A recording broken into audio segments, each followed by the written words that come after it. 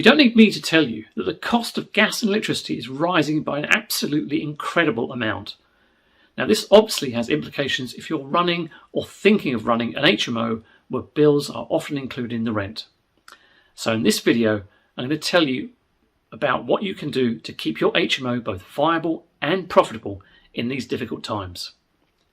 Hi, my name's Mark Lloyd. I'm co-founder of Property Master Academy, and I've been investing in property since 2005.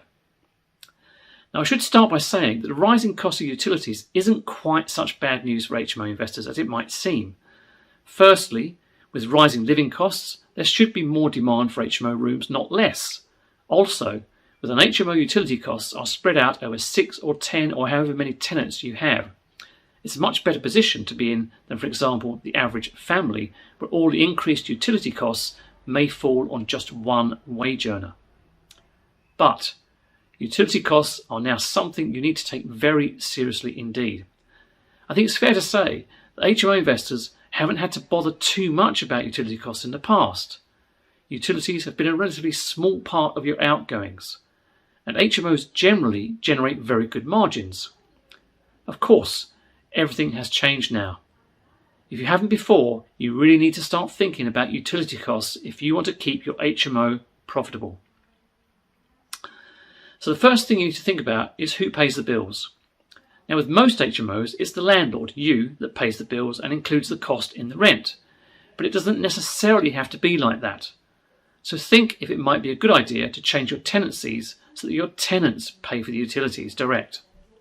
Now, this won't always be practical where the tenants don't know each other. But if, for example, your tenants are a group of friends or students who all know each other, this could be a possible option. Of course, this won't make gas and electricity any cheaper, but it means paying the bills is no longer your responsibility. Very importantly, it means that if your tenants struggle to pay, you won't be liable for the bills. Next, think if you need to increase your room rents. Do the maths. Look at your current utility costs and estimate what they're likely to be based on the rises in the price cap. Allow for any government support that you might get, then work out what your rents will need to be to maintain your profit margin. Even with the price cap, the rises for gas and electricity are staggering, to say the least. But you may find that when they're spread out across many tenants on a weekly basis, they are a lot more manageable than you might think. I strongly recommend that you engage with your tenants during this process. Most tenants will understand why you have to increase the rent. In fact, they will almost certainly be expecting their rent to rise. But it's a good idea to talk to them about it anyway.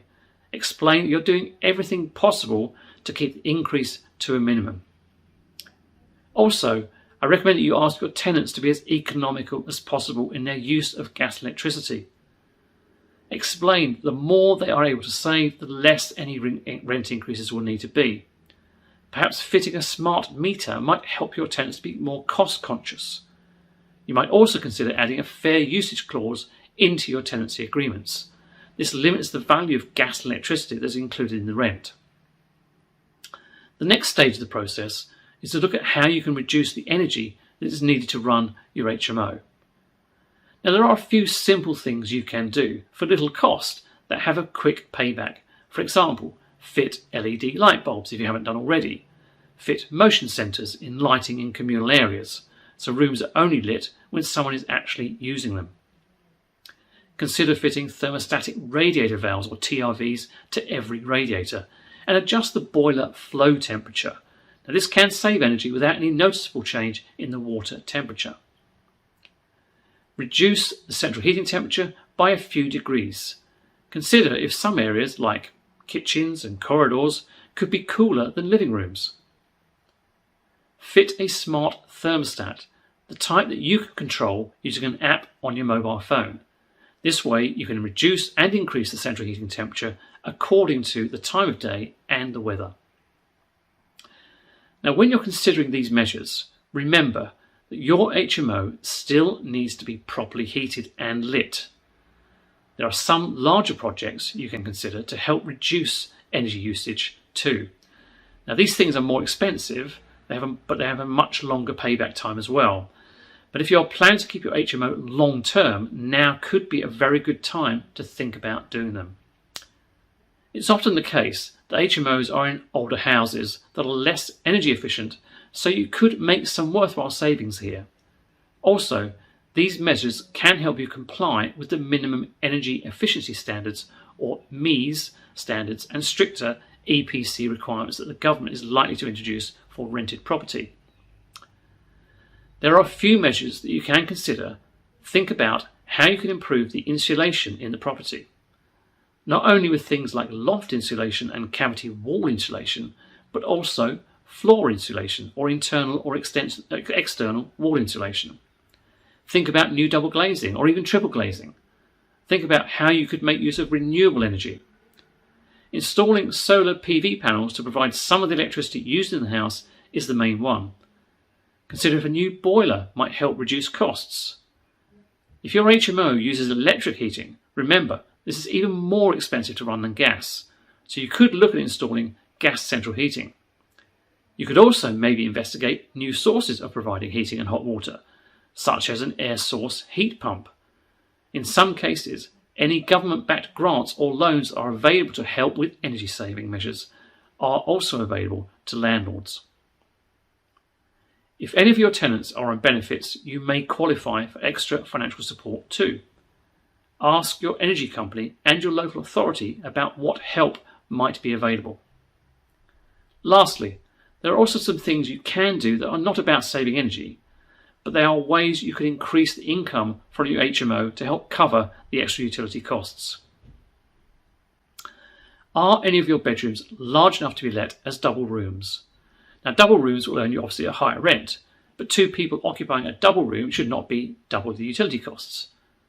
Could you add another letting room or rooms to your HMO? For example, is there a living room or some unused space that could be converted into a bedroom?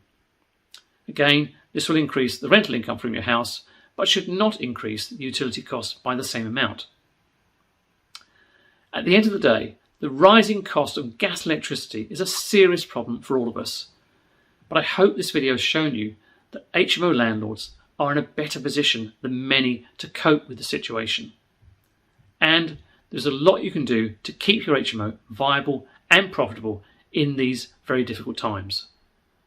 Well, if you have enjoyed this video, then please hit the like button so that others just like you will get to see it, and also subscribe to our channel so you get notified of other videos that we post each and every week. Also appearing on your screen right now will be more videos that will help you in your property business. Thanks for listening.